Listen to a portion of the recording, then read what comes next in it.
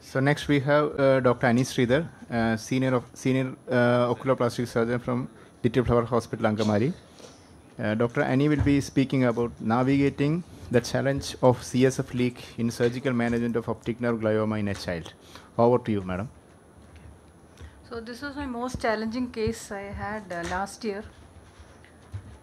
So this is a 4-year-old boy who came with protrusion since 1 year, and the eye was practically outside the globe, and there were no systemic features like alveoli spots or anything of neurofibromatosis. So this was supposed to be the last slide. Okay. So ocular examination, the perception of light was negative. All ocular movements were defective, and there was a grade 4 RAPD. And surprisingly, the cornea was relatively clear.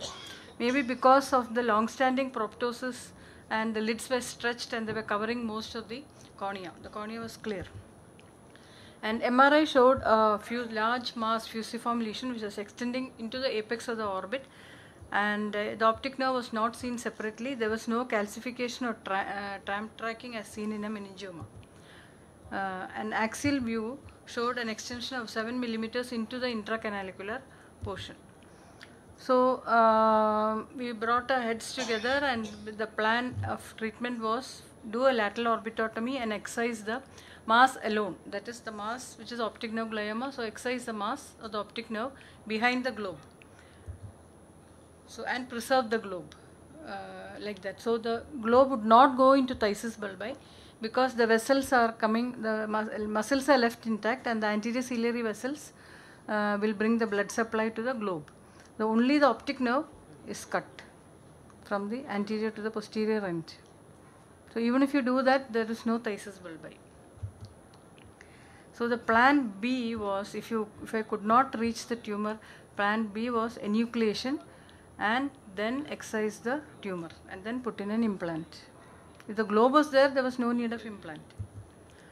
So through a lateral orbitotomy, we found that we could not access the tumor at all because it was totally filling the orbit, and we had to do an enucleation. And then you can see that the mass was filling the orbit. There was no, you could not put in any instrument because it was filling the orbit, and you can see under my tenotomy forceps, that is a mass filling the orbit. So even after enucleation, we could not access the posterior aspect of the optic nerve, from where we had to resect the tumor. So it was debulked and suctioned out. It is a very friable mass which was suctioned out, and then the apex of the orbital nerve was cut, and the residual tumor was removed. So later when I went back and saw that there was a paper comparing en bloc resection to resection after evacuation and suction of the orbital contents, and they found that this evacuation and suction of the orbital contents produced a lesser damage to the structures around the annulus of Sinn and the other cranial nerves. So it minimizes the risk of other cranial nerve injury and also to the other optic nerve. When you pull through the chiasm, the other optic nerve also can get injured. So the optic nerve stump was cut. But here what happened was there was an intracanalicular extension, so there was high risk of CSF leak from the cut end of the optic nerve stump. So a neurosurgeon who was just an innocent bystander came to see the case actually. So I was like, and I had consulted many others who had previous experience with this, so they said the CSF leak has to be prevented somehow. So he told me to get a right angle forceps from the GOT, that's the general OT. So they do it routinely for excising pituitary adenomas, it seems. So that was brought from the OT, and so it was very easy to clamp the posterior part of the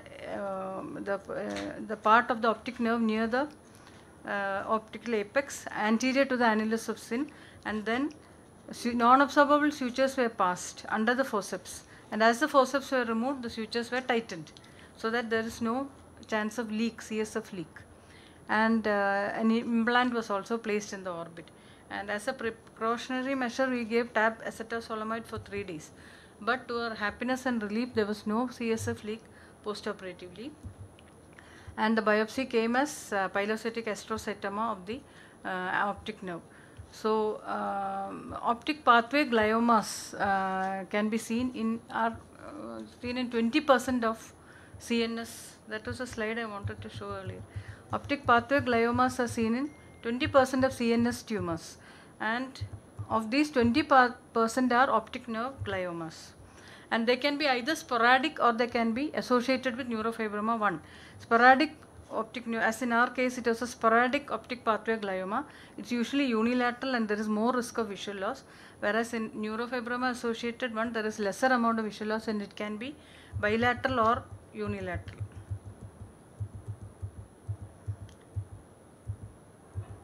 So that was a pilocytic astrocytoma, and we fitted him with a custom artificial eye, and he was seen by a tumor board at a referral hospital, and they found that there was intracanalicular thickening, and the implant you can see in place, and they advised repeated MRIs, but no adjuvant chemotherapy or radiotherapy. So he's going to take MRIs every year and see if there is tumor extension, and then do.